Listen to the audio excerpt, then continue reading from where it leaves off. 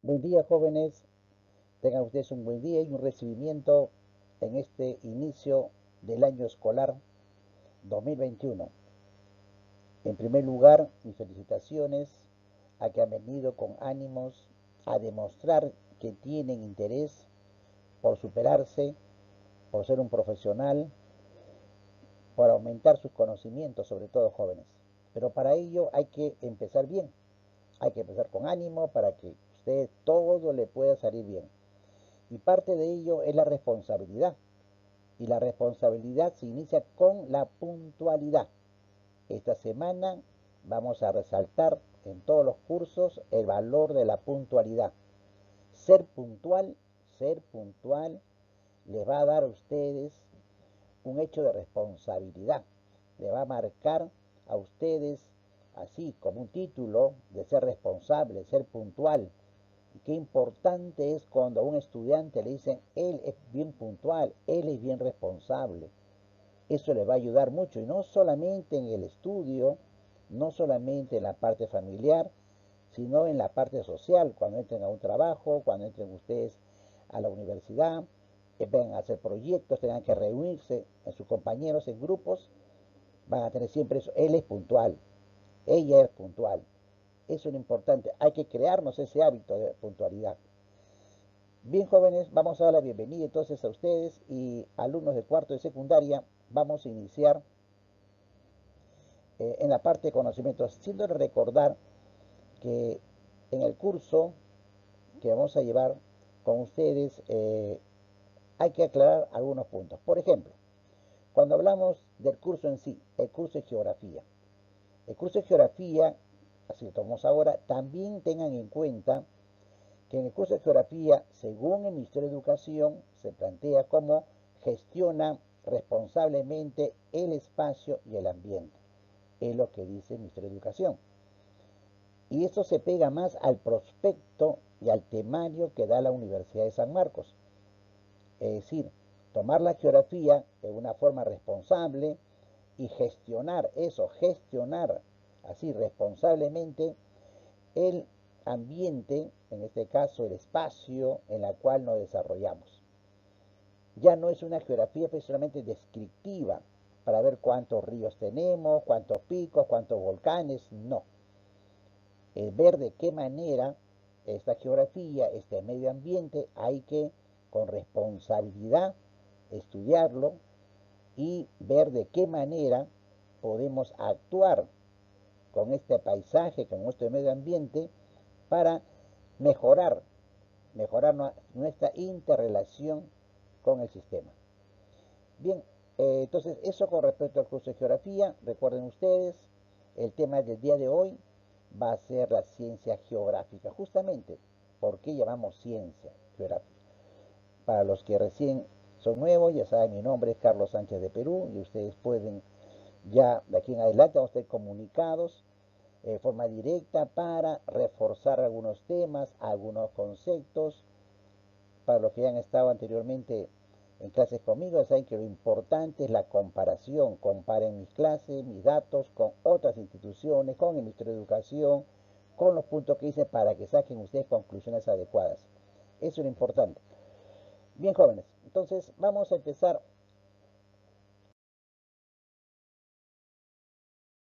a ver en primer lugar el campo que nos inicia el día de hoy, la ciencia, la geografía como ciencia. Para ello, lo importante son los principios. Vamos a iniciar los principios de la geografía. ¿Cuáles son los principios fundamentales? Pero quiero que en su mente esté estos jóvenes. No se trata de memorizar lo que manifestó en su libro un autor. Ya no es como antes, al pie de la letra lo que dijo el autor. No, no es así. Hay que interpretar lo que dijo el autor y con nuestras palabras traducirlo, ponerlo con nuestro lenguaje, porque lo que interesa es el fondo, cuál es la intencionalidad del autor. Eso es lo que nos interesa, no repetir de memoria lo que el autor dijo. ¿De acuerdo? Bien, entonces vamos a empezar con los principios. Primer principio,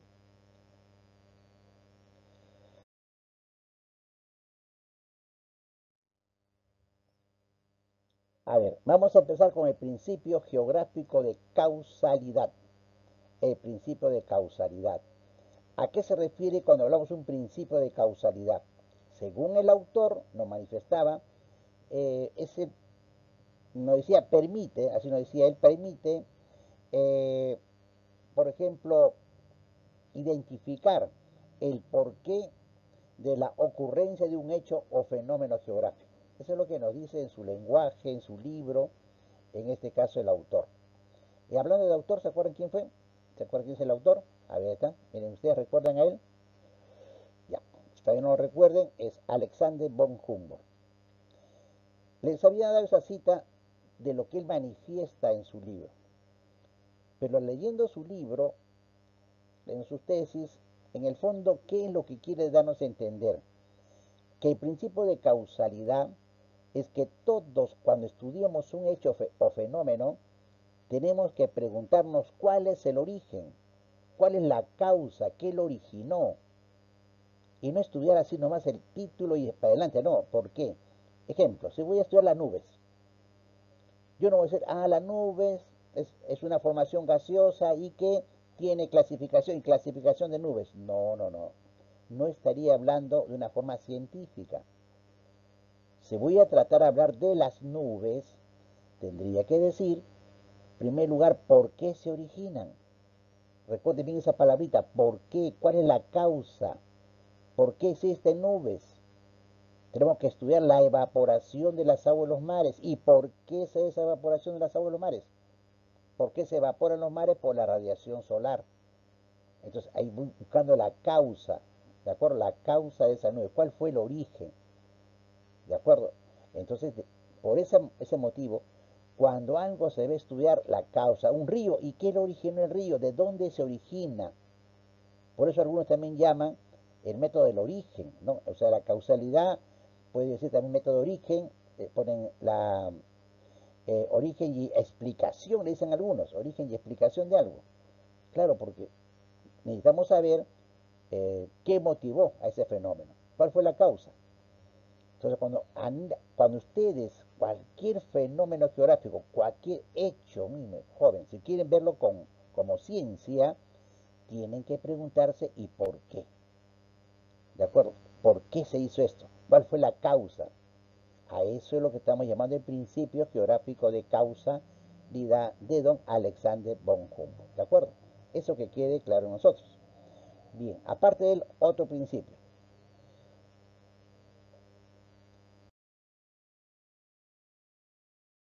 Vamos a ver el caso, jóvenes, del principio geográfico de localización. El principio de localización se refiere básicamente a que dónde están ubicados cada fenómeno geográfico de acuerdo al lugar en que se desarrolle tienen ciertas características. Y esto nos da a entender muy bien en su libro Federico Raxel. Aquí lo tienen ustedes. Friedrich Raxel, como le dicen algunos, por origen.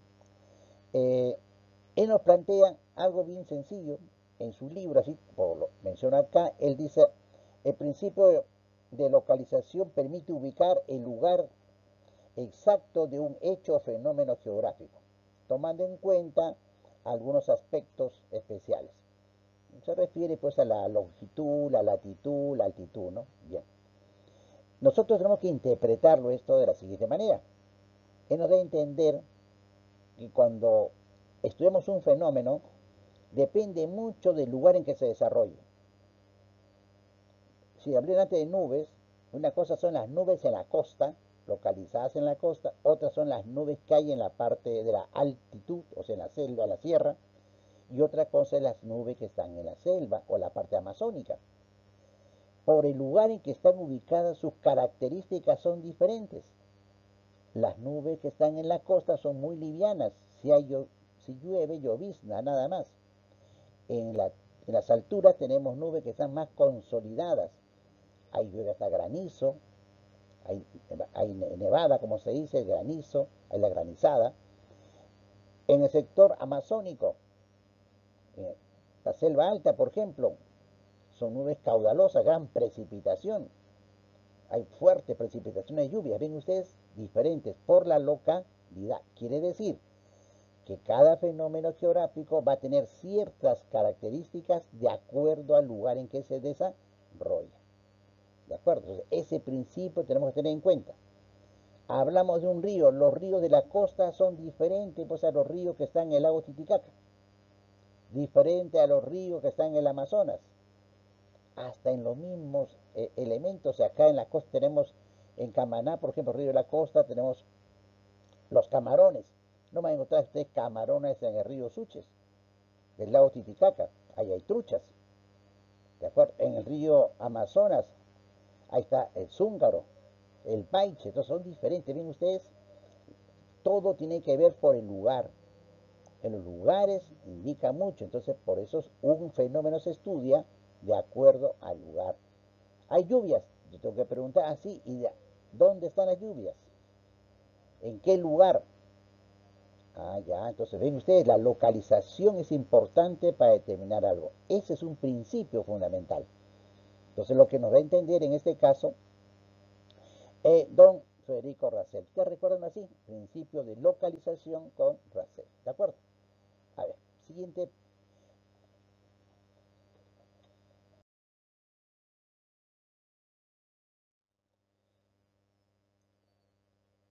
Cuando hablamos del principio geográfico de descripción, principio de descripción, el autor, el autor de descripción nos dice, por ejemplo, ¿se acuerdan de él? A ver, tiene una referencia. Él es Paul Vidal de la Blache. La Blache le dicen, ¿no? Paul Vidal de la Blache. Él pone principio geográfico de descripción, donde dice que permite dar a conocer las características de un hecho o fenómeno geográfico que querramos estudiar. Es decir, la descripción es importante porque con la descripción, lo va a entender él, permite dar a conocer, o sea, que conocer las características de un hecho o fenómeno geográfico. Lo que le decía al principio, ¿no? Le decía a ustedes acá, con este principio de descripción, es que cuando veo un fenómeno necesito saber las características. Como le decía, si me hablan a mí de nubes, me hablan de nubes, que me describan cómo ven las nubes. ¿Son blancas? ¿Están oscuras? ¿Están en filos como los cirrus? ¿Cómo están? Entonces, si me dicen nubes cúmulo, las nubes limbo o los cirros, de acuerdo a las características o la descripción que me esté dando, ya yo puedo determinar si va a haber lluvia o no va a haber lluvia, o qué accidente se viene más adelante. ¿Se dan cuenta? Entonces también es ese principio que nos llaman, Paul Vidal-Blachet nos dice, no, eso, queremos ver la descripción de los fenómenos. O sea, es importante describir muy bien un fenómeno. Me dicen, de un río, ¿y cómo es el río? En el sentido, sus aguas son lentas, es torrentoso, es caudaloso, si es caudaloso, va lentamente, volumen de agua, entonces es navegable. ¿Se dan cuenta? No, es torrentoso, tiene caída, entonces tiene caída libre, entonces sus ríos torrentosos no son navegables. ¿Se dan cuenta? Ya yo por la descripción voy sacando algunas conclusiones. Por eso que en la geografía se dice el principio geográfico de la descripción. ¿De acuerdo? Eh, Ahora, vamos a ver al siguiente principio.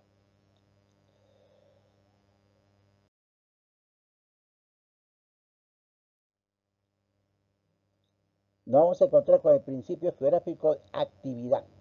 El principio de actividad. Este principio geográfico de actividad, a ver, recuerda este personaje que nos ha puesto acá, es Jan Brunes. Jan Brunes, principio geográfico de actividad. Principio geográfico de actividad. En algunos libros lo van a encontrar como el principio de evolución o actividad, dinamismo también, principio de dinamismo. Señala él que todo se encuentra en constante transformación, teniendo como agente transformador al hombre en unión con la naturaleza. O sea, él no dice esto, ¿no? Él nos dice así que todo se encuentra en constante transformación, teniendo como agentes transformadores básicamente al hombre. Entonces, si todo se encuentra en formación, quiere decir que nada permanece igual. Los ríos se van transformando. ¿En qué sentido? Aumentan su caudal, aumenta su volumen de agua, aumenta sus recorridos o aumenta su contaminación. O sea, se van a ir transformando, podemos usar la palabra así, transformando. Por eso, cuando hablan de principios geográficos de actividad, por ejemplo, en su libro, habla sobre la evolución o dinamismo. Lo van a encontrar así como un principio de evolución o el principio también de dinamismo. Quiere decir que los factores van a ir avanzando constantemente. Un volcán, decimos por ahora, es durmiente, pero no siempre va a estar durmiente. Hay fuertes energías debajo de la Tierra, por problemas que hay internos, debajo en el magma, y puede convertirse en un volcán activo. ¿Se dan cuenta? O sea que no podemos decir un río también puede estar tranquilo, normal, decimos, ¿no? Sus aguas, pero de repente hay un fuerte lluvias en el sector andino, se cargan las aguas y el río se desborda. Ahí vienen los huaicos, ¿no? Los huaicos, los desbordes, los ríos, se desbordan los ríos, ¿se dan cuenta? Entonces quiere decir que un río no está, hay cambios, y esos cambios significan porque está en actividad, pues está en actividad, están evolucionando. ¿De acuerdo? Ese es otro principio. A ver, siguiente principio.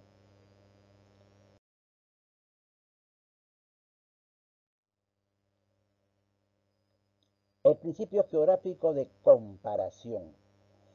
El principio, en este caso, de comparación, eh, tomamos acá, básicamente, a ver, entramos a nuestro autor, en este caso, de comparación, vamos a ver, ¿se acuerdan la figura antigua que hay? De Carlo von Ritter, por ejemplo. El principio de comparación se refiere a que los fenómenos, muchos son semejantes, pero la comparación permite, nos dice, individualizar, resaltando eh, las características propias de un fenómeno. A eso se refiere, características propias de un fenómeno. Entonces, cuando hablamos de un principio geográfico de comparación, eh, en algunos libros van a encontrar como principio de generalización también, la generalización. Es decir, para Carlos von Ritter se tiene que comparar. ¿Cómo puedo decir que este río es navegable o no navegable? Porque tengo que compararlo con otro. Al compararlo con otro digo, ah, este no es navegable, este sí es navegable, ¿se dan cuenta? Por las características, tengo que hacer comparaciones. ¿Cómo puedo determinar si una fruta es normal o demasiado grande? Porque tengo que compararla con otras. A verla una sola no puedo hacer una definición, pero si la comparo, digo, este es mejor calidad, este es más grande, ya puedo comparar, o más pequeña, ¿no?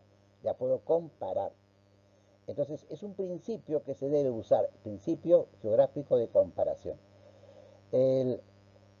En estos campos, lo que quiero que ustedes queden, que no se memoricen tanto las palabras del autor, sino en el fondo lo que quieren expresar.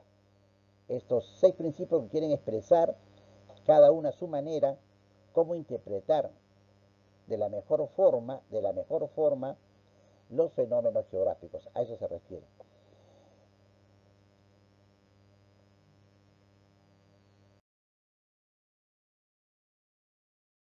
Vamos a ver acá los principios geográficos de conexión. Principio geográfico de conexión. Miren ustedes.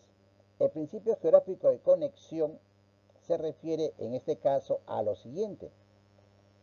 Principio geográfico de conexión también le llaman un principio de coordinación, así le llaman. Y lo planteó el mismo Jan Brunner. En este caso, conexión, el mismo Jan Brunner también puso el principio geográfico de conexión. Ahora, repito, él nos decía que por este principio se permite que todo hecho o fenómeno geográfico debe ser estudiado como un todo y no de forma aislada.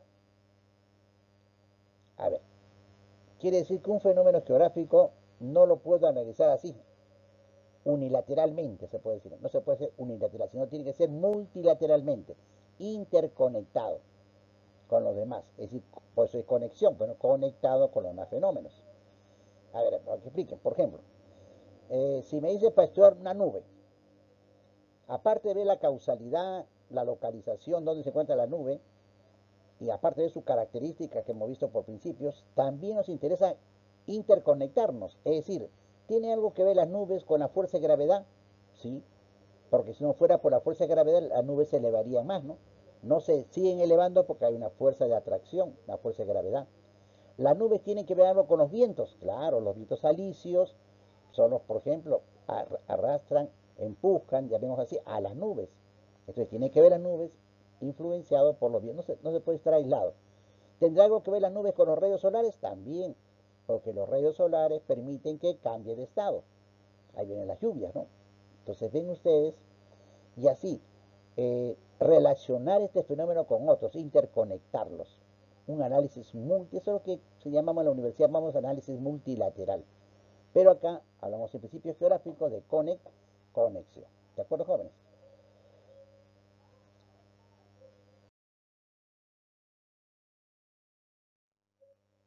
Ahora hablemos sobre otro punto. Aparte de los principios, algo que nos hablan mucho es la división de la geografía. A ver, con respecto a la división de la geografía, por si acaso tengan en cuenta algo importante. ¿A qué me refiero? A que hay varias formas de dividir la geografía, varias formas, ¿eh? Sino que una de las más generales es cuando se dice una geografía es una geografía general y una geografía regional. Repito, no decir profesor de hecho, hay varias formas. Cuando hablan de una geografía general la dividen en dos, en una geografía física y una geografía humana. Una geografía física se está refiriendo en este caso a fenómenos físicos directamente, como, se puede decir así. Por ejemplo, la geomorfología, ¿no es cierto? La geomorfología en cuanto al estudio de la corteza terrestre, de la parte sólida de la Tierra. Eso es la geomorfología. Y podemos hablar, por decirles, en este caso nosotros, de, una, de una opción, como por ejemplo, al hablar, a ver, vamos a ver esto. Solamente la geomorfología puede tener subdivisiones. La geomorfología. Para hablar de la litogeografía, por ejemplo, ¿no? O estructuras de la Tierra interna. Pero vamos a decir geomorfología, todo lo que es la parte sólida. Luego tenemos la climatología. La climatología, también en este caso, se refiere a los fenómenos atmosféricos que puedan haber.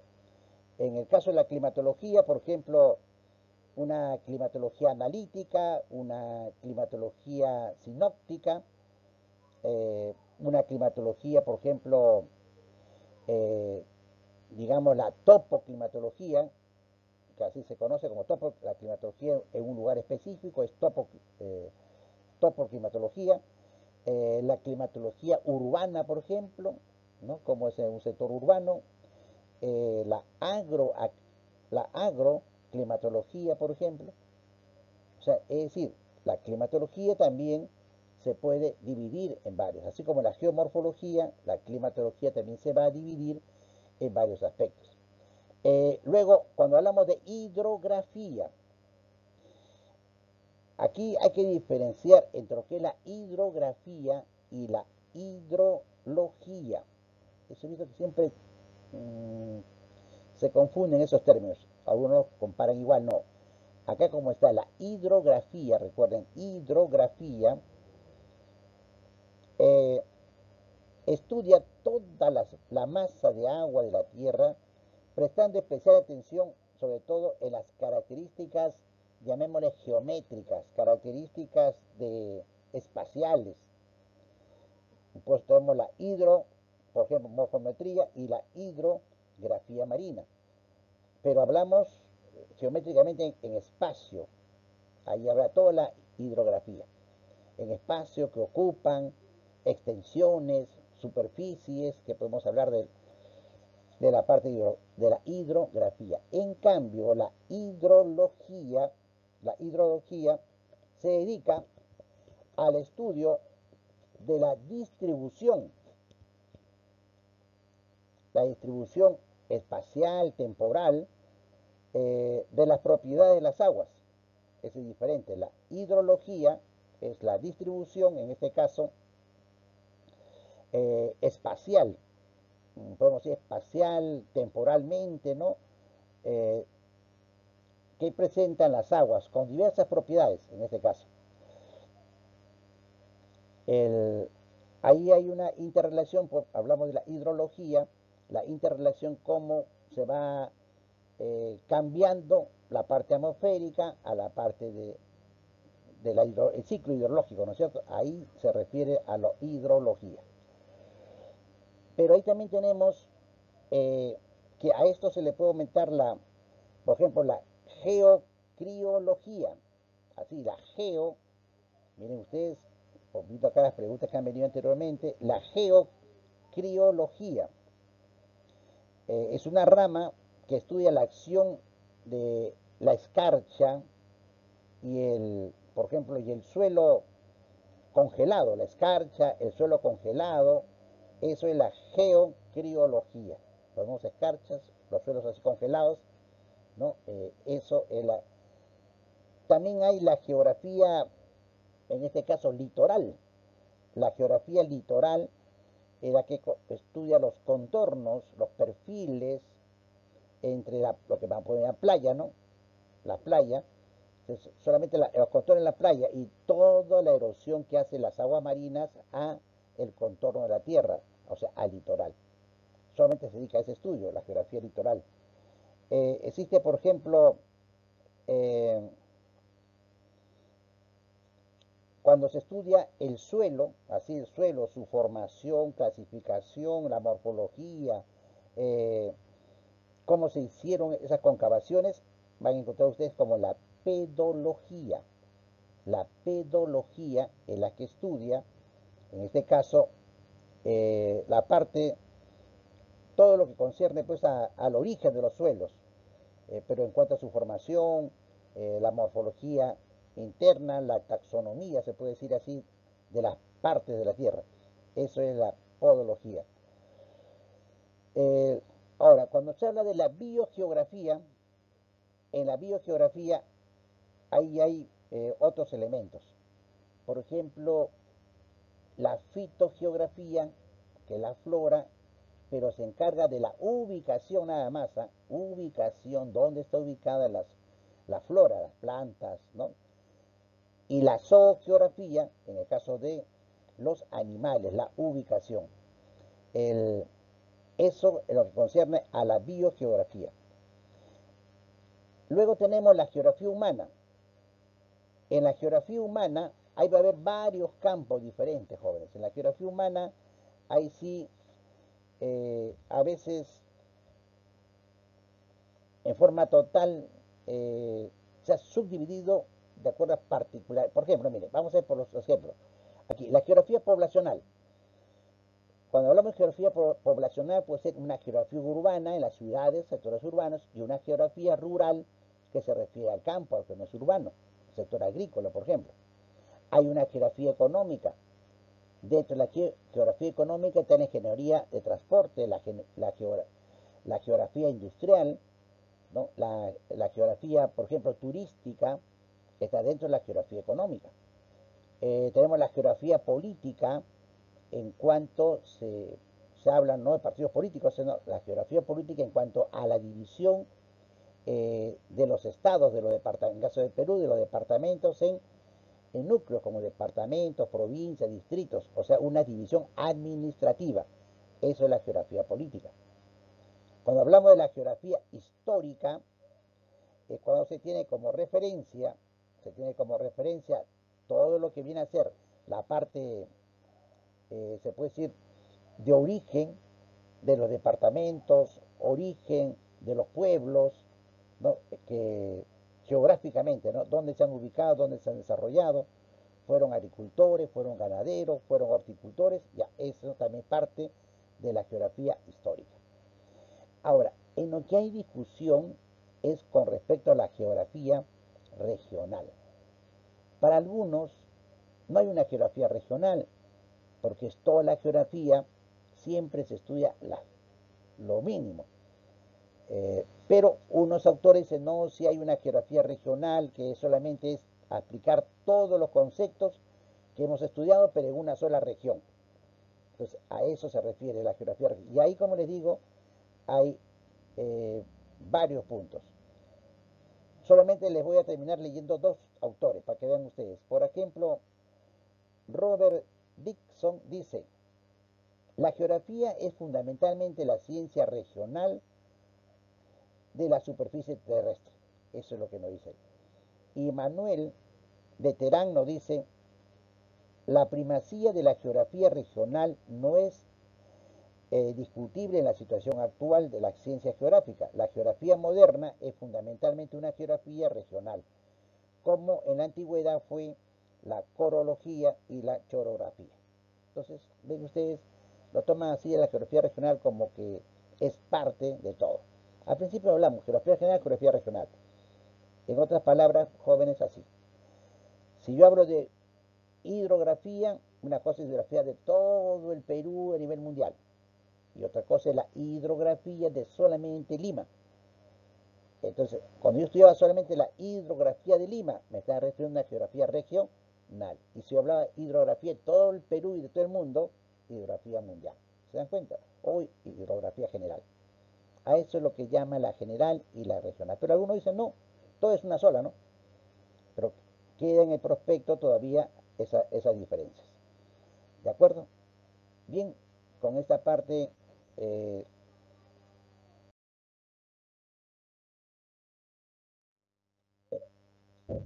estoy dejando a ustedes una serie de preguntas con respecto a lo que hemos hablado, pero vean bien jóvenes, les estoy mandando un artículo también ahí para que tengan un reforzamiento a lo que les he explicado, y 6 preguntas, el valor de cada pregunta es de 3 puntos, el examen diario se trabaja sobre 18, y entonces ustedes saben que hay 6 preguntas por 3 sería 18, ¿de acuerdo? Y las vamos a responder en la hora de clases para que ustedes en este nuevo sistema procuren tratar de evaluar. Como siempre, lo importante va a ser las intervenciones orales en las que cada uno va a tener su tiempo para poder intervenir y demostrar lo que sabe. Termino diciéndole, jóvenes, lo siguiente, no se trata de memorizar los conceptos, sino interpretarlos y explicarlos a su manera, cómo lo van a entender, siempre y cuando no se salgan de la idea principal del autor. ¿De acuerdo? Bien, jóvenes, gracias por su atención, nos estamos viendo.